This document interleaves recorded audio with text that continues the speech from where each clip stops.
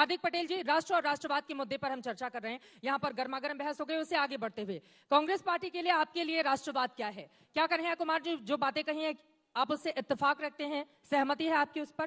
देखिए, राष्ट्रवाद को मुद्दे पर सभी लोग अपने अपने जहन में इस देश के प्रति मोहब्बत और प्रेम रखते हैं, चाहे सरकार हो या विपक्ष हो।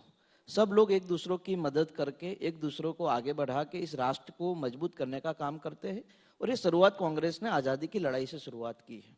हम गुजरात में मान लीजिए कि कोरोना महामारी के दौरान किसी को तकलीफ थी, किसी को ऑक्सीजन की बोतल चाहिए थी, तो हम लोगों ने उनको मदद करने का काम किया। यही राष्ट्रवाद है।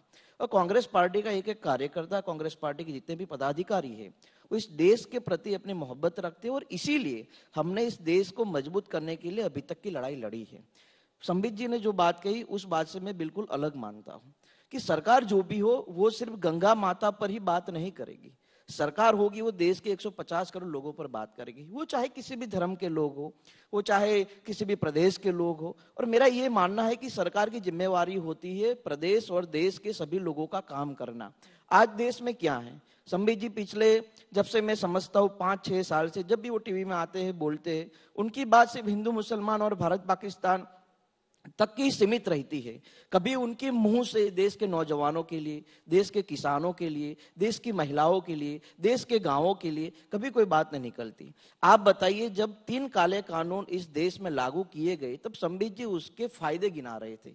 और 10 दिन पहले जब ये कानून वापिस लिए गए तब भी संबित जी उसके भी फायदे गिना रहे थे।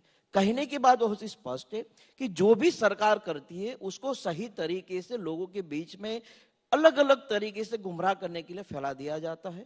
मेरा यह मानना है कि सरकार ने जो वादे किए थे 2014 में, उसमें से एक भी वादा पूरा नहीं किया। और इसीलिए राष्ट्र और राष्ट्रवाद के नाम पर बहसें छेड़ी जाती है।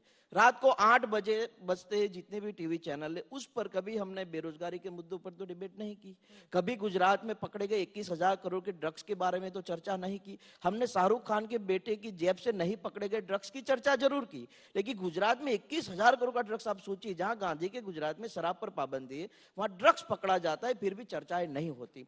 इस देश में जो नौजवान बेचारा पढ़ लिख कर अपने पिता की, अपने माता की आने वाली पीढ़ियों को सुरक्षित करना चाहते हैं, उस नौजवानों की रोजगारी के लिए तो चर्चा नहीं की। राष्ट्रवाद का मतलब ही यही है कि हमें देश के हर एक व्यक्ति की चिंता करनी चाहिए। वो पढ़ा लिखा है तो उसको रोजगार देना चाहिए। हमारे देश में वहां सरस्वती की शिक्षा मुफ्त में मिलनी चाहिए। उसकी जगह गुजरात में 1-1 लाख रुपया 5वीं कक्षा के पढ़ाई के लिए लगते। तो यही राष्ट्रवाद है। राष्ट्रवाद का मतलब है भारत में रहने वाले सभी नागरिकों के हितों के लिए काम किया जाए।